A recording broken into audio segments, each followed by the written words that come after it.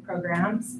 So I think I'll just do a great little icebreaker just to kind of start things off and ask you both if you wouldn't mind talking a little bit about each of your respective programs, what you do, how your programs are organized, and why they were created initially. Mike, I'll let you take first stab at that. Yeah, so OHV. When I first started, I couldn't spell OHV with the OHV program 5 years ago. So I like to start off with what in the heck that is. So we're not talking about lanes on the highway, we're talking about off-highway vehicles. And that is with what I say is people that love to play in the dirt. We start with that. And then it's motorized recreation. And so that could be dirt bikes, side-by-sides, OHVs. I don't want to say Jeeps. I've learned not to say that, but full-size 4x4. I don't want to pick programs. And I drive a Tacoma, so I still say Jeep sometimes. But yeah, it could be full-size 4x4, and then snowmobiling as well in the wintertime. So there's a lot to consider for motorized recreation with 80,000 miles of motorized trail in the whole state, which a lot of people don't realize that. And some of us don't realize we're on them when we're going to and fro from our campsites, even when we're not motorized recreationalists. And so there's a lot to manage in that. There's a lot of area to manage. And then we have three full-time staff members with the OHV program based out of Salt Lake. So people look at me across the state and go, "You came from Salt Lake driving all this way?" And I said, "Yep, this is a short trip too, because it's only Logan. And we've done it overnight." So, but yeah, we get around the state. We've been told we get around. We've had that said before. And then with three full-time staff members, we rely a lot on volunteer service. Utah's #1 for volunteer service time and again. And I think a lot of underrated aspects of that are motorized recreation specifically, but of course all-encompassing recreation. And then and it looks like some of you I see with your coffee for this morning, or your energy drink, or whatever your jam is. A lot of the times when I go and get my rock star, or maybe my unsweetened tea, depending on the mode and what I'm going to need that day, which I know you guys relate.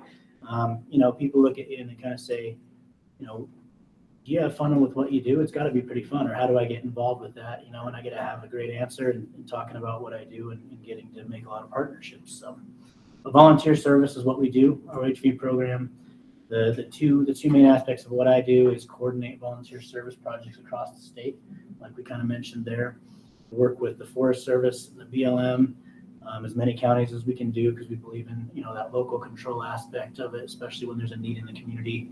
From restrooms to new trail system questions, we like to see those form into a project. If we can make a dream happen, then we'd love to be able to do that. Sometimes it's no, as you guys know, but a lot of times we try to make it a yes. So the volunteer service does that. So there's those volunteer service projects. We coordinated quite a bit over the last few years, but there's been a lot done before me, and a lot of different skill sets from the program with the leadership of Chris Haller and others that have really formulated that and reached out to the community and made these partnerships that it's my job to maintain, that I get to maintain. So service projects, and then we have our trail host program. And these are folk that typically start out as your normal OHV recreation enthusiasts that go and travel in different areas. Of course, in Utah, hey, we got all kinds of different terrain and all kinds of stuff we get to see within a short or a little bit of miles that we can see just from this building. We can see things out the window that are beautiful if you peek through. So there's all these OHV recreationists. They're looking for an opportunity to give back. But then they also have concerns, of course, because we love to address concerns. Sometimes things start out that way. With, hey, how do we educate these folk? How do we educate new riders? How do we refresh education with those riders that have continued to support the sport? How do we as a nonprofit group, because there's a bunch of nonprofit groups in the state that are just motorized rec that meet on a monthly basis at the very least, and like they do stuff with the Make-A-Wish Foundation. Utah ATV Association does that. So we get to work with folks like that want to give back and go and we teach this trail host course, and they become OHV trail hosts with the mission of safety education service, as mentioned. And they have a 3-hour course, and then they're able to go help the public enhance the sport, increase the reputation of motorized recreation as a whole, which can be a thing that they're concerned about, and represent the division and the program. So of course they learn a lot more than that, like ethics and things like that, depending on our partnerships at the time, and responsible trail use and safe trail use. So they carry those messages across the state for us, and that's our trail host program in a nutshell. Great. Awesome. And many more things. Awesome. Ian, I'd love to learn more about the Cultural Site Stewardship Program, how it was created. Give us more details about that. Sure, yeah. Well, thank you. So I'm the Utah Cultural Site Stewardship Coordinator with the State Historic Preservation Office, which is out in the Division of History. And about, in 2020, the state and the divisions got together and just like, hey, with the increased recreation and the use of the lands and this so many people moving into Utah and wanting to recreate, we really need to do more to help preserve a lot of these archaeological sites. And just to give you an example, there's in our database alone, this isn't like we're still working on bringing in mountains of files.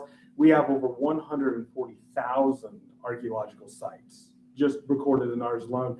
And there's, the state looked around and they're just like, oh, we got to do something to help preserve these sites and to help protect them, because the land managers are doing so much. Land managers, they manage areas that are bigger than some states. And is there a way to take some of the pressure off of that and to assist with all the efforts that they're doing? And that's where the Utah Cultural Site Stewardship Program kind of came into being, because they're like, well, what we can do is maybe we can capitalize on some of these recreationalists, these people already out there, and use them to be volunteers and help to preserve and protect these sites.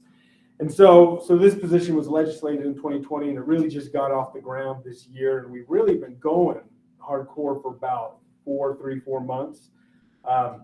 And again, our primary goal is to train volunteers, get them to go out and to assist land managers in monitoring archaeological and cultural sites. And then what they do is they monitor them for both either human-caused damage or natural-caused damage, and then they report back to those land managers. So the land managers then, they can make a decision of what needs to be done. If something gets graffitied or if it's eroding.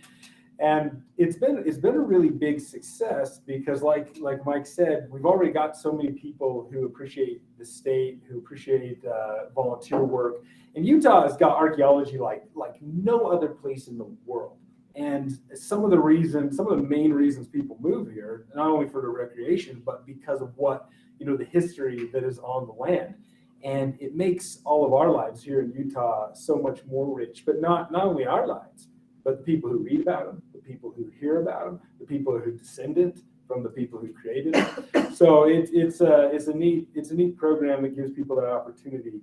And that's kind of the program, in a nutshell, is volunteers go out to assist land managers by reporting on the health of archaeological and cultural sites. And in the case where people maybe come across or discover new areas or new sites that may not necessarily be on anyone's radar, or is there a way for folks maybe to let you all know or let land managers know if that is the case? Does that ever happen? Yeah, and there's hundreds of thousands of archaeological sites, in Utah, and a lot of them, most of them are not recorded. And so our stewards are assigned specific sites, and they monitor those specifically, but a lot of times they do come across other sites. So like, hey, on my way to one site, I saw this site. So they can report that back, and then the land manager is at least aware that that's there. And then they can determine, is that something we want to record later? Or is this something that needs more attention, or do we just leave it alone? Great. Both of you touched a little bit upon volunteer recruitment, but I'm kind of curious for you to delve a little bit more into that. I think it's probably maybe a different approach for both of you. So Mike, tell us more about how you identify volunteers or potential volunteers, how you recruit them, and how you maintain them and make consistent communications with them. And I would ask the same of you, Ian. When I first got here, I have a tiny bit of a forest fire background, and so a little bit of that initial attack, mentality that I started out with when I first came, and I just thought, I'm going to have to motivate people to work out in the middle of nowhere for free, and and you get a lot of that too. Is okay, so you're a volunteer? No, I'm a volunteer coordinator. I am employed, yada yada yada. But yeah, I thought, heck, am I supposed to? How hard am I going to push people, to give back and to their communities and spend all day in a trail system in their spare time on a Saturday when they could be picnicking, or if it's a drought year, we'd all rather be at whatever the latest craze is with raging waters or whatever it's called these days. Anything with family or anything like that, you're dedicating your time to giving back basically for free when you put it on paper anyways. So yeah, I was wondering how I was going to do that. I had the same exact question. What I soon found out is, you've got these nonprofit organizations, these OHV clubs, that are willing to give back. They really were very anxious to meet me. With the help of my supervisor, I had to go. I felt like a door-to-door salesman a lot of the times, just to show up to things, obviously, which I've become okay at, and introduce myself in the program, even if I didn't have all the answers, and just try and let them know that I'm here. And that was really the biggest thing, is letting them know what capabilities I have, what the program offers, and then just having basic knowledge of what the sport is, which is an ever-growing thing, because you learn about the sport as you go. We all specialize in our field as we go. And so, there's a lot of groups out there that really either had been giving back, and then maybe they lost their contact with whatever agency.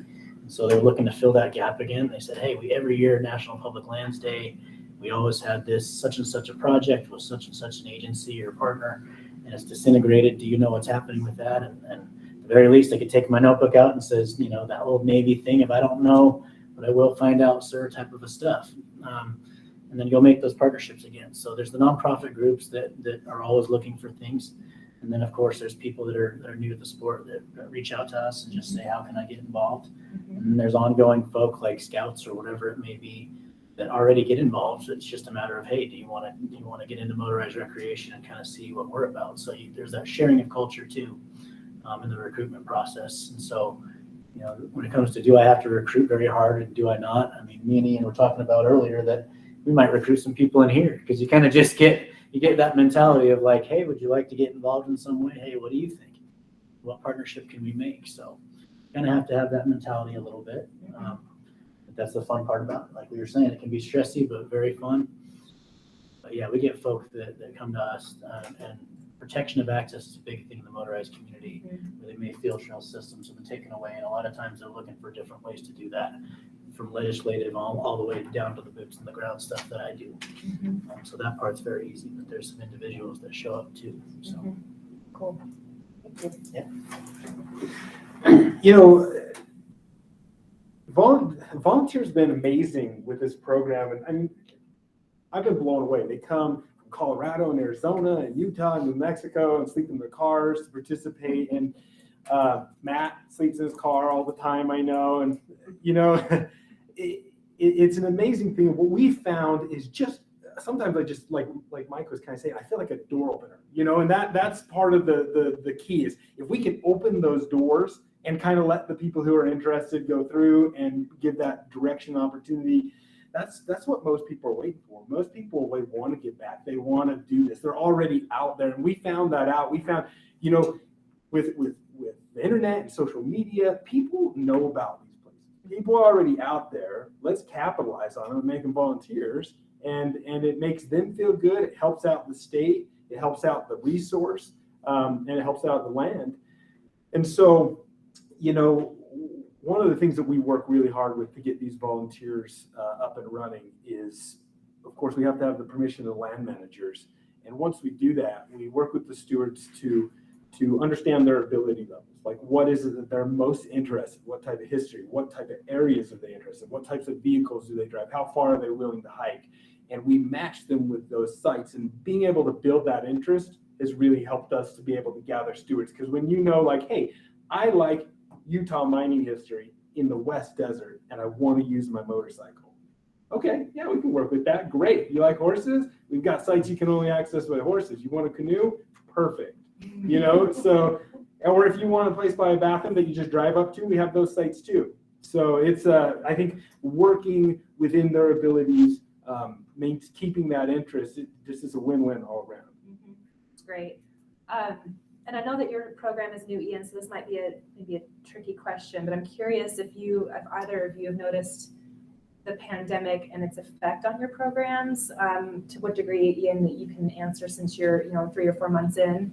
We know that there's increased demand. Exponential increase in demand in the outdoors. And I'm curious if there's been a commensurate level of volunteer, spirit or stewardship or willingness to work to meet these demands from a volunteer management or stewardship perspective. Have either of you noticed any of those impacts? Good. I think the pandemic has actually been really good for the program, and for two reasons. One, people are looking for things to do, and another is I think a lot of people in Utah have taken a hard look around and gone, "Wow, we live in an awesome, awesome, awesome area," and they're feeling a little bit more protective of it. And then they've also seen a little more damage, as you go out some of these sites that you kind of, you felt a little ownership with. This is my special little canyon. It's now everybody's special little canyon. And you want those areas to be protected. You want those areas to have people that have good outdoor recreation ethics utilizing them. And so we've seen a lot of people come to us for multiple reasons. Hey, we're bored. We need some more stuff to do. We love being outside. We want to increase our level of awesome outdoorsness. We want to have something more than just camping. We want to be out there camping with purpose. And then we've also had some people who have had some frustration because of the pandemic. Yeah. Yeah, the pandemic was an interesting thing, especially when I'm sure I can speak almost for Ian, is that when different partners went about it different ways. You had rooms like this where it's like, nope, no meetings, no anything. You're not allowed to host any classes, or if you do, there's a limit, or if you do, there's, as you guys know, there's a form and a link with everything, and of some kind. And so, there's all these precautions that you had to take just to set stuff up and to gather. But I mean, fresh air, social distancing, there's no better setting than recreation. So a lot of it increased as far as our volunteer, participation, or at least willingness to. And definitely recreation as a whole. Sometimes it's not volunteering specific, but definitely recreation as a whole. Yeah, you have these people that are like, well, okay, we're going to help you maintain this trail, but don't tell many people about it because it's our special spot. I was like, okay, well, we'll help it, but not advertise it. I got you. Mm-hmm. But yeah, the hidey holes and stuff like that people have, and some of those gems that people have that they really go to appreciate, that they want to keep close. Same thing there is that you get those discovered. I also don't speak for the private sector and machine sales necessarily, but I can say that those went up too, some machine sales, because people probably said, hey, I want to get farther, because there are those that say, hey, good things. So no socialization, great for me. I want to get farther and faster away from people easily. So what a great way to have a side by side and accomplish that. So we see machine sales go up a little bit more too. But a lot of the proud part, as far as program wise, they kind of strengthened it because people need to get outdoors more. The whole getting outdoors more, getting distance more, and we got public land that can do that. And so 80,000 miles of motorized trail. You had a lot of questions of, hey, where the heck do I go? And a lot of times we were trying to sell those other places anyway, just to disperse use. So it kind of worked out from a program standpoint. But as far as sometimes making new partnerships or whatever, and you're one company or organization uses Zoom and the others using Google Meet, and then you have technical issues or whatever. So adapting to some of that was a little bit of a struggle, but recreation probably carried a lot of folk through and gave them an opportunity when other doors were shut. Okay. Great. So I'm curious from both of your perspectives, what successes you've had, maybe recent successes that you want to share, and maybe on that same token, maybe some challenges that your programs have faced, and maybe you can speak to maybe some pros and cons, or ways that you think you're succeeding, and ways that maybe you're challenged in running your programs. Sure. Yeah. So I'll kind of work backwards off that a little bit.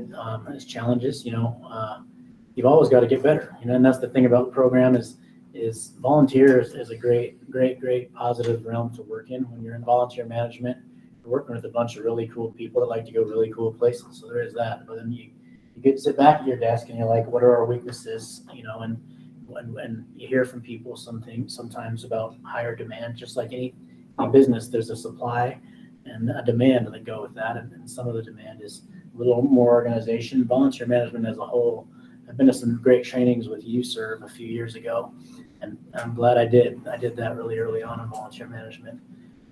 But one of the things is volunteer tracking and consistency.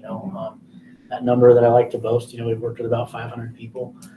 Could I say that I've been in contact the whole time consistently, in the best way possible with those 500 folk? No, and I wish we have. And we can evolve through social media and things like that. The volunteer tracking and things like that are the toughest part. And then we had a buzzword the other day when we were talking in one of our Zoom meeting or whatever company, Google Meet, strategy meeting, and with Ian about active, and I get that question a lot. How many active volunteers do you have? Can you rattle off that are right out there right now that you know of? And the tough part about that is, for our program and the Trail Host program, that education, safety, and service aspect of the program out there on the trails, we have a Trail Host report that they turn in. So that tracks their hours, but it's a Google form. They go out there in the trail system, and it's statewide opportunities. So if they decide to camp in Moab for the weekend or up in Logan the next weekend, they can report on different findings they have throughout that trail system. And I like to say, hey, be a customer and let us know. This is almost your review, and say, what recommendations do you have? And so on that reporting system is how we track their hours as well. For any kind of credit or award systems that we have, we do a volunteer appreciation dinner. We try to have that annually. COVID threw that part off. Yeah. I can say that. That was one thing that was stopped a little bit. But yeah, so we have that for a tracking system, and then we also have your basic spreadsheet level looking tracking system that we have for volunteers. But it's tough to stay in touch with them and then provide that consistent service. It's a lot of it, especially with .gov. As you know, .gov, anything at .gov, it's tough to stay on top of those social media trends and those marketing and advertising. We kind of go, what is that? Sometimes we're slower at those. So we try to evolve into Facebook and stuff like that with Facebook groups. We have our Instagram going like barely this year because we know that's going to be kind of the future, whether we understand it and I understand it or use it or not. It's still what's going to be the future, and so we try to advertise projects through that so we can get people. But you have different ways of recruitment, I would say, just to sum it up, different levels of recruitment, I would say, and then that organization and consistency of volunteers you recruited for active volunteers. That's a tough one. So. Thank you. Yeah. For our program, I think some of the successes that we've seen that have been really beneficial is one, to get the buy-in from all the different land managing agencies. So from the BLM, we have the national parks, the state parks, we have the Forest Service, Forestry and Fire, SITLA, just so many people. I think by centralizing it through the state and building where those partnerships are already strong, it's opened up a lot of doors and a lot of opportunities because the State Historic Preservation Office already has those relationships with those different agencies. And to have the trust of those agencies is a big win for the program, because that makes so many more opportunities for our stewards. And then it also makes more opportunities to be able to go out and to monitor those sites that we're all concerned about or that we just all love. So that's a big one. And centralizing the program is kind of a big deal because, this isn't the first stewardship effort, that's been made by any means. And there's been some successful ones in the state, different independent nonprofits or land managing field offices have had some really great stewardship programs going on. And then other times, what we've seen is maybe there was a really successful program going on in one area, but if that person retires or moves on, then it's like, what happens with that program? And those stewards are maybe in limbo for a little while. And so by centralizing the program, we're able to kind of gather those people in, like who's stewarding what, how many are out there, who do they report to? And then, good, bad for me, but good for everybody else. If I were to walk out in the street and get hit by a Salt Lake City bus, no problem. My boss, Chris Merritt, would just hire somebody else and the program would just keep clicking along, which is really good. You gotta find somebody to wear the suit as well, though, so that'd be a tough one. Probably tried to tap Mike here, but so it would be, that's really nice because for volunteers, if any of you, I'm sure you all are volunteers on something, it's really important to have that consistency and that leadership and somebody you can reach out to. So yeah, and all that data that the stewards are providing, you don't want to just volunteer your time, do all this effort, drive places, monitor site, and not feel confident in the program. So all those reports that people are sending us through an app that we have, that's going straight into the state's database. So in 50 years from now, an archaeologist at the state can pull up the site form, and then they can pull up another record that pulls up a whole file of every single monitoring report over 50 years. So I was on a site the other day where the steward goes, "Hey, Ian, when I came to this site in 9 Mile Canyon 10 years ago, there's no trails. Well, now there's 6 to that spot." So we can see when that happened, how that happened. We can get the reporting from the stewards and really understand more. Can you imagine? What if we have that same data for the last 50 years. Yeah, it'd be really cool. I would say one of the challenges that we've had is, we especially start a new program, you're like, oh, we should do this, this, this, and this, and this, like simplifying and kind of focusing in on a couple things and getting it going, and then, you know, pulling in another thing occasionally. And we've been pretty good at it, but every now and then you kind of have to stop and say, why am I doing this? I don't think I'll do this today. You know, we got to kind of focus here. Yeah. Tell me more about the app that you use. Like, tell me from like if a volunteer goes to a site, what sort of questions are they asked? Like, what's that experience like? What type of, you know, information are they providing to you? Yeah, our app is kind of the secret sauce for the, not secret as we can't tell by the anyway, but it's like the, in fact, you can all, you know, it's the state, so you can go, I'll give you the code right now. But it's really cool because it's simple. And apps, when I hear apps, you know, I'm like, everyone's got an app, like, you know, but this if you want to steward with this, the state's program uses this app, and it's like the Salesforce for archaeology. It's a huge program that we use. It's our GIS, Survey 123. And what it does is the steward, we even made it so simple. Like every steward has a number, like mine's UCSS88, and then your password, and you're in. You know, it's super easy. You go in, and all it does is say, like, what's your name, what's your site, how many people are on the site? And then it goes through criteria of change. Like, say if the site, you say, is the site been damaged? It goes, has it been vandalized? Is there wood cutting? Is there digging? Has there been looting? Is there graffiti? Is there erosion? And if it is, they just do a drop-down menu, and they can say more, less, increase, significant increase, which means call me, call the land managers, you know, call the cops, whatever they need to do. And we train them on that, because sometimes they come up on active looting and they're trained to just back up. If they can sneak a sneaky photo of a license plate or something without putting themselves in jeopardy, then we get them in contact with the land manager, also the law enforcement. But that app is cool because they can take photos. They can get overview photos. So we have them trained to do 5 overview photos from the same spot every time. And so we can see that change over time. And then they can put in some comments. And just to give you an example, we were at a site the other day where it's totally public, no problem. But we noticed like every Girl Scout camp in St. George had decided that that's the place they're going to go, which is not a problem. But the land manager wanted to be aware of that. So maybe they could put up a fence, you know, around it, or maybe cattle are getting in somewhere, and they get that immediately. Like, okay, we need to do something about it. Very cool. It's really interesting. This is sort of a feel-good question for both of you, but I would just love to get your experience on, you know, how you've experienced when recreators, perhaps maybe even some of those that are visitors, when they do get involved and take care of the places where they play and they enjoy the outdoors.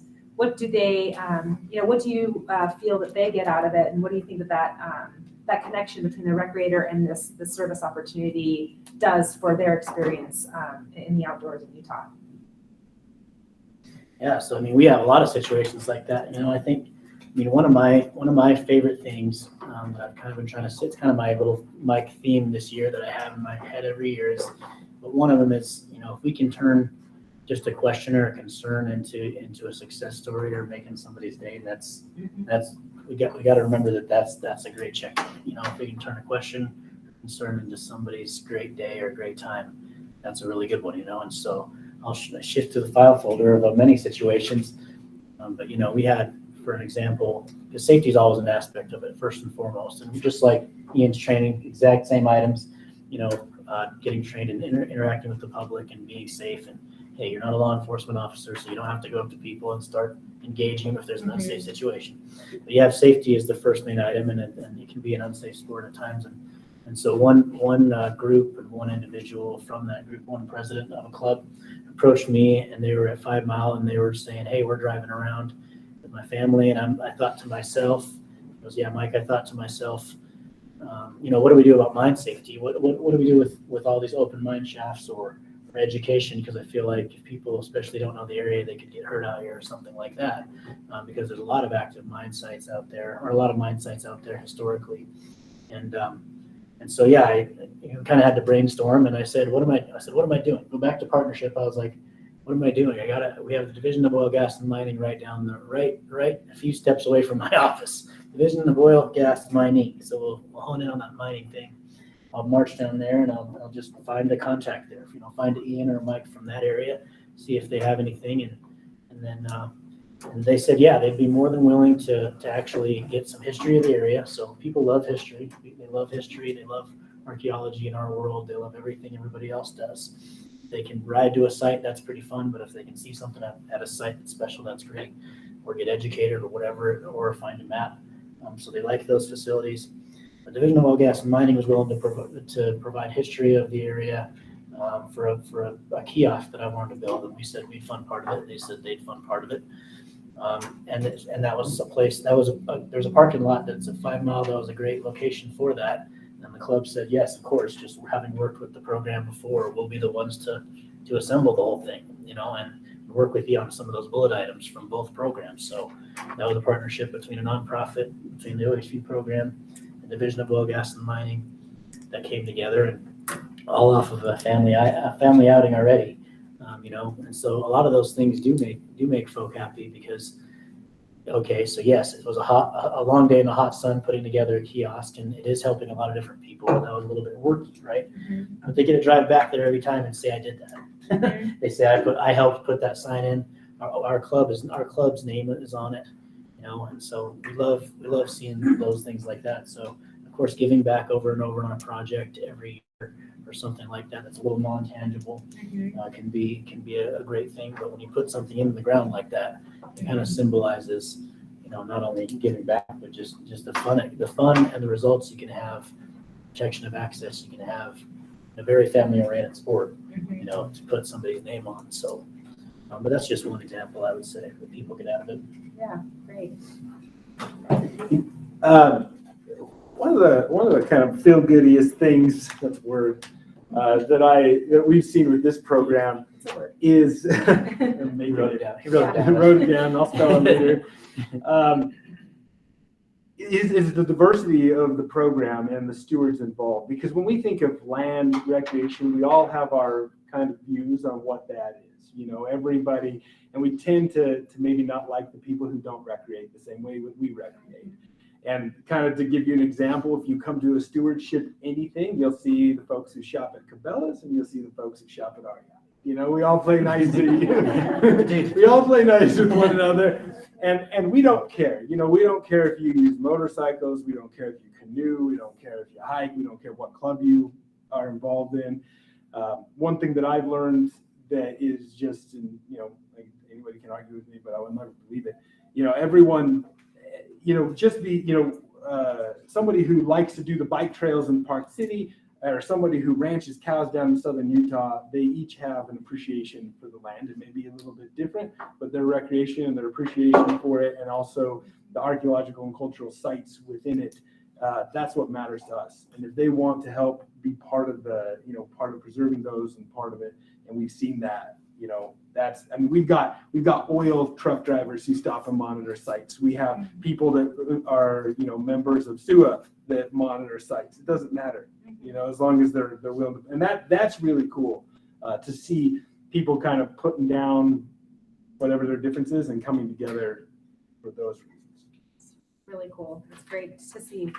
I think we're at the time where it's time for questions. Is that right, India? Okay, I have more, but I don't want to be greedy. So I want to turn it to the audience, or do we have questions on Zoom? I will just say, if you do have questions virtually, start typing them into the chat. I'll keep an eye on those, and then we'll open it up. Great. Do you have any questions for amazing panelists? No? Go ahead.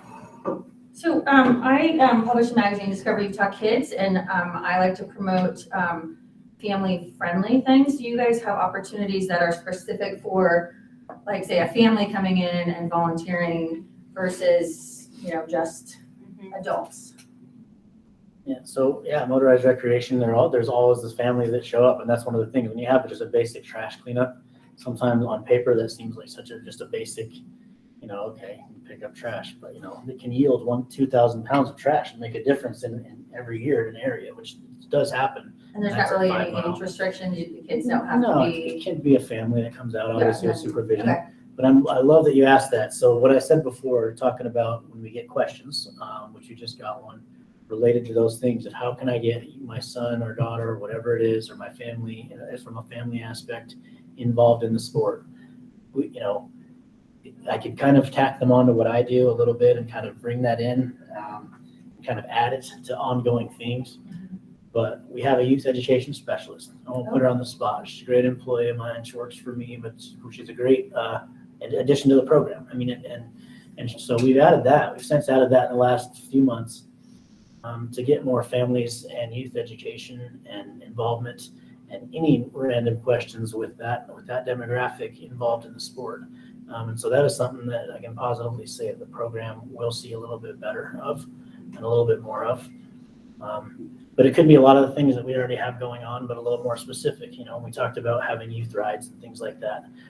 Ian and I talked about some archaeological interpretive type rides that kind of mix some things like that. Obviously, there's scouts and stuff like that we've done where they have an Eagle project. But yeah, there's plenty of room for family-oriented items in our ongoing things. But we'll get better, and I can positively say that you'll see a lot more Awesome. specific Yeah, I'd love to specific chat with to you that. Yeah, about please that do. and see how I can help. I'll point to her over Is here this so the that you awesome. can. I will introduce myself after. Yeah, make sure you do that. So I hope that answers a little bit of the question. Follow up to that question. So in California, where I'm from, there's the Tahoe Rim Trail has a really awesome program. And I wanted to ask if you guys have ever heard of it, where they, once a year, families, single adults, just anybody comes, they host a camp, kind of like a Tahoe Rim Trail work camp. And people just come, they show up, you bring your tents, they provide breakfast and dinner, and then during the day, they just take us up on the trail, sometimes some in fairly remote places, and we were working on the trail, improving the trail where there's been erosion. Anyway, it's like a 3-4 day weekend thing. It's really a lot of fun. I'll let you. I'll go last. Oh, no, you're fine. We some of our best stewards are families and with their kids. And they, a lot of times, especially with COVID, they've been using it as kind of an education opportunity. So we've been working to find them a site that is something with the curriculum that they're studying.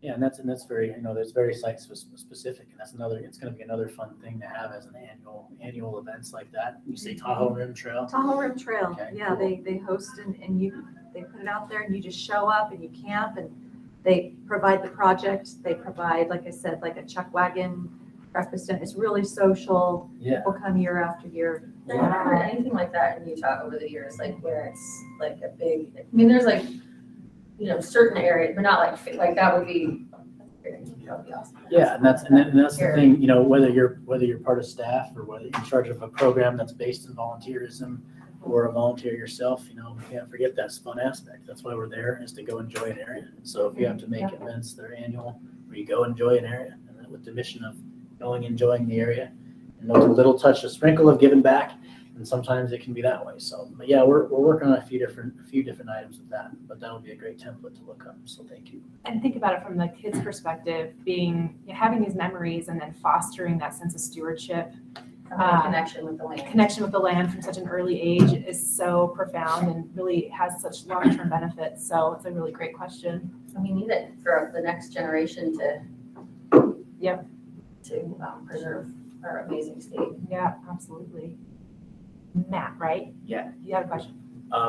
You talked about diversity with different people enjoying recreation, but on the other side of diversity, are you working with tribes? Are you trying to increase diversity in your programs, reaching out to diverse groups as well? How can you guys speak to that aspect?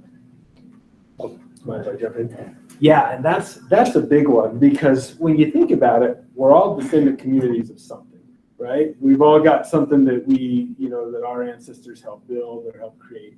And in Utah, there's a lot of that, and including, everything from tribes to Chinese railroad workers to Mormon pioneers. And so we have been reaching out to tribes, and we've had some really good conversations there as well. And then also one really cool success that we just recently had is we did an excavation out on the Transcontinental Railroad, which, by the way, is a sweet site, the Transcontinental Railroad, to have that. And we actually had the Chinese railroad worker descendant community that was out there with us, and that's a big deal. And we excavated one of the only Chinese railroad worker site dugouts that we know that has ever been excavated. And anytime you can bring in a descendant community to help with that, and you got to keep in mind too that everybody has a different concept of what stewardship means. You know, whether you're with a tribe or whether you're, just arrived in Utah, everybody's concept is a little bit differently. And that's one of the things that we work very carefully to navigate, to respect all those different ideas. Because a lot of the tribes, if not all of them, are already stewarding their sites. They've already got a system in play or something that they're doing. And then a lot of the ranchers and people who started farming different valleys and came in with the pioneer wagon trains, they have a concept of what stewardship means to them as well. And so being able to bring those parties in is what makes the program successful. And you can see those gaps. When you don't have that, there's a gap, and it's tough. Yeah, thanks, Matt. Thank you. Any other questions? Do we have any questions on? Oh, go ahead. Hey, Mike, Nate Thomas with the BLM. Just a question on vision and capacity. Maybe speak on how many stewards you have and maybe where you would like to see that be, or maybe how many projects or volunteers, maybe Mike, and where you see that in 5-10 years. Sure, thanks. Hi, Nate.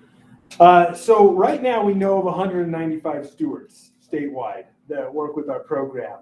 And that's including the new ones that we've trained and the ones that we've kind of gathered in from other programs.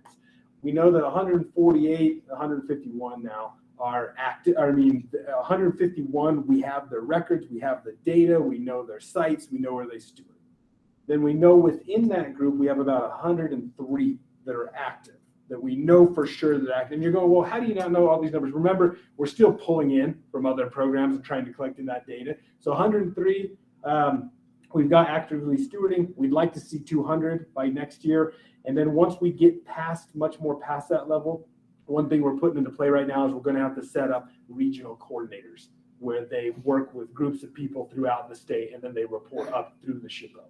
And that'll make it possible, or else we'll start dropping balls if we don't get those in place. Yeah, and echo the same thing on the output. We have about 200 that are so active. I'll just go trail host and not necessarily service project, because service projects can sometimes just be, you see them one time for a few hours. But consistently with the trail host program, we've got about 150, 200 active. And then, there's those that keep in touch. There's those that don't. There's those that you try to reach out to, and those that don't. So the struggle is same across the board as far as that. But the same thing with the regional type of a concept for those trail host trainings, or those OHV trail host trainings.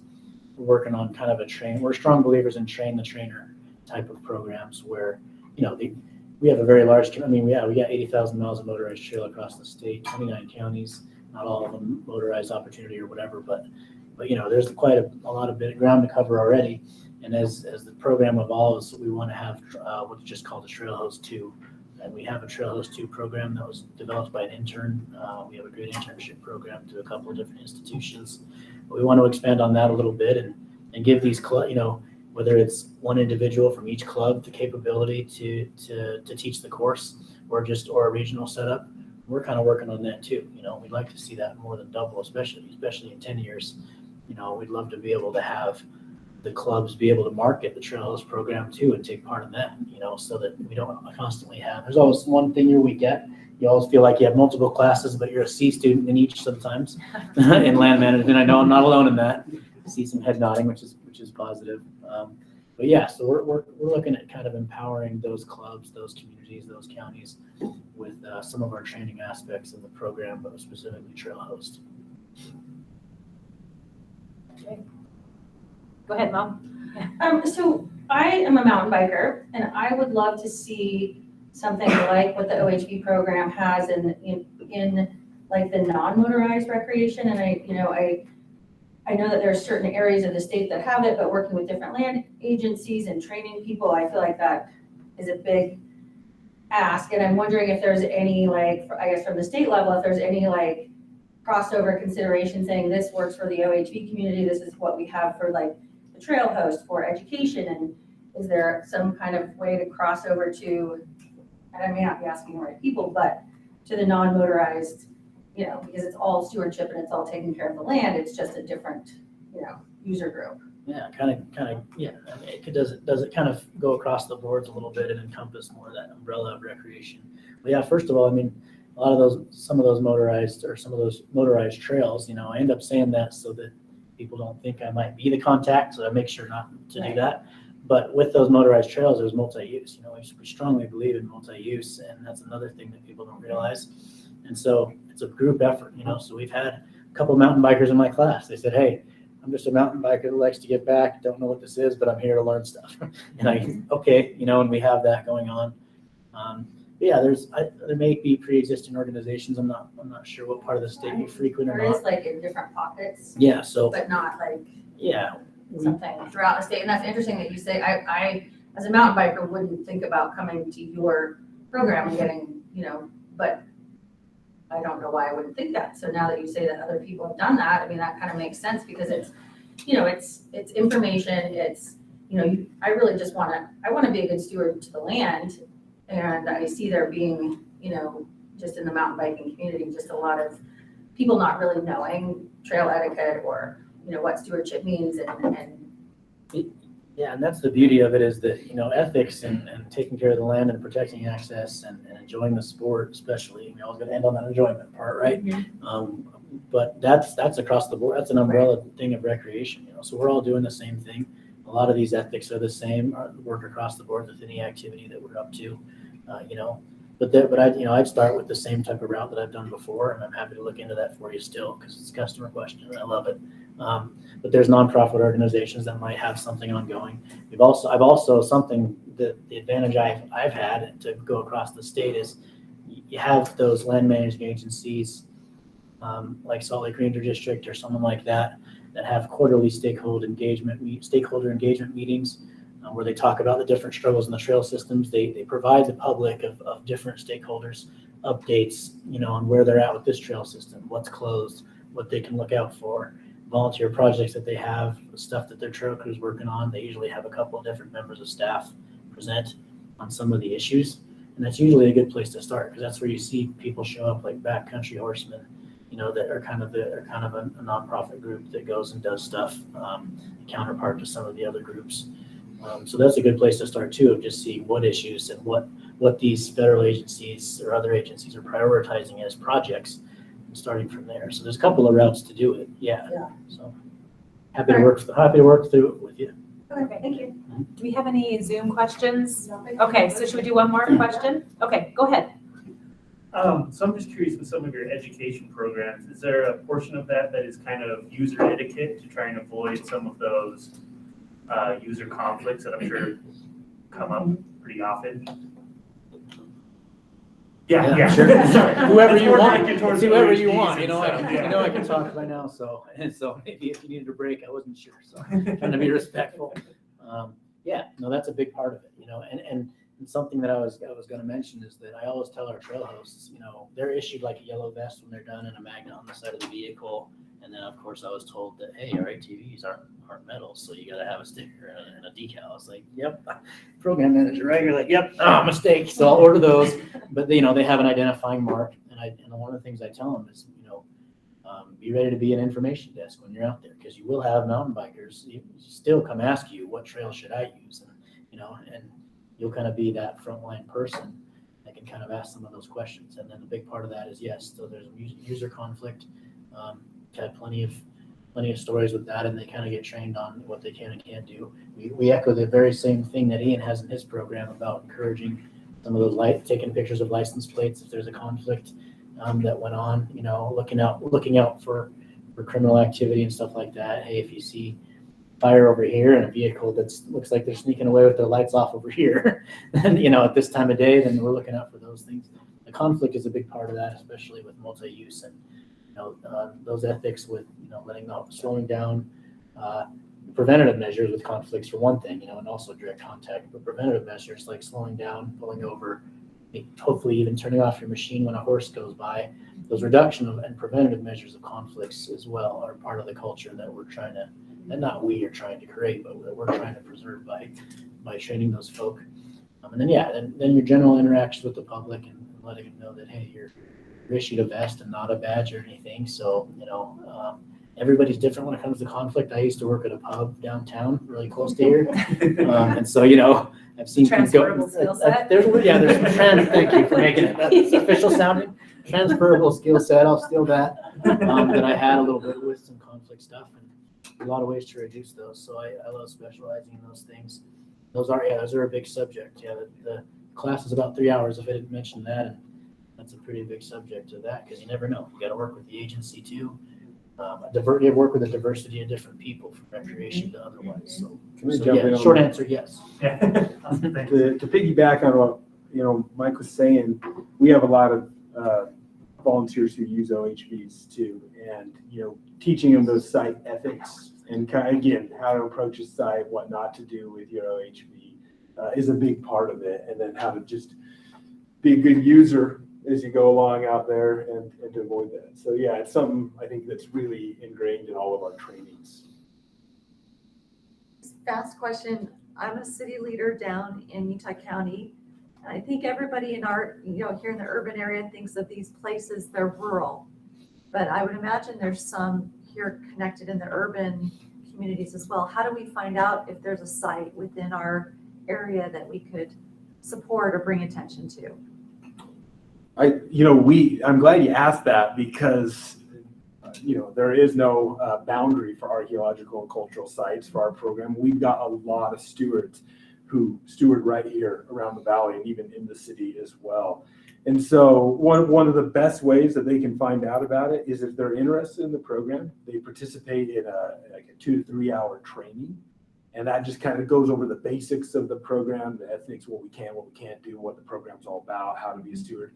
And then the second part is we work to match them with a site that's within their interests, their area that they want to travel. Mm-hmm. Yeah. And if people maybe travel a lot throughout the state, can they do that? Yep, they can They can do. still be a site steward, maybe statewide, if there's someone who gets around a lot. I'm just asking for a friend. Absolutely, we have some stewards that steward. They're from Logan, but they want to steward in the St. George area. We have other stewards from out of state, and then we have some stewards who are like, "Hey, look, I only have time to run out. Like my work's actually giving." We have some people who their work gives them volunteer hours, so they steward really close to the city. And one that's a very public site is the University of Utah lime kilns, or you know, some stuff around the lake. There's stuff all over that can be part of the program. Right. If we have a second, I'm just going to do a really quick question so we can close out. Just tell everyone in the audience and on Zoom how to get involved with your programs, and we'll just leave it at that. How about that? Mike, you go first, and then Ian, you can close it out. Okay. Yeah. So, heck, you know, if you don't see me around the state doing stuff, then I'm not doing my job. So, of course, come up to me with any questions you got, recreation related. If I don't know the answer, then again, I will find out. So, of course, it's Mike Thomas, mthomas@utah.gov is my email. We have an Instagram site up if that's your jam, like the kids say. If you need the deets on the Instagram, we can do that. I promised some of my staff I wouldn't say that again, but I'm going to do it. But we have at Utah, at UT OHV program, and then you can look us up on Utah State Parks Off-Highway Vehicle Program on Facebook. And then our website is ohv.utah.gov, and that'll have anything, the very general, anything from, educational opportunities to trainings that we might do, events that we have going on, and things like that. And then, of course, maps. Everybody wants maps of where to go and how to start out. That's where maps are from other agencies, our agency, and then counties and things like that. So we have all that there. So I think I nailed everything. We have a Twitter too, but I'm gonna end on a high note on that. Does that help you? Yeah. The best way to get involved in the Utah Cultural Site Stewardship Program is shoot me an email. It's iwrite@utah.gov, or just go on to the State Historic Preservation website, and under Public Archaeology, there's all the information for the stewardship program. You can register there. We'll get you on a list so you receive information about it. But I'm also going to hit, Instagram. That's where it's at these days. I mean, if you want to find out what we're doing in real time, check it out on Instagram. And we have it's Utah Shippo, and with no I in Shippo, by the way. So yeah, those are the best ways to get a hold of us. And it's a great community, so please be part of it. Love to have you. Well, thank you both. Thank you for sharing your expertise and your experience, and thanks to the Office of Outdoor Recreation for hosting this panel. This is great.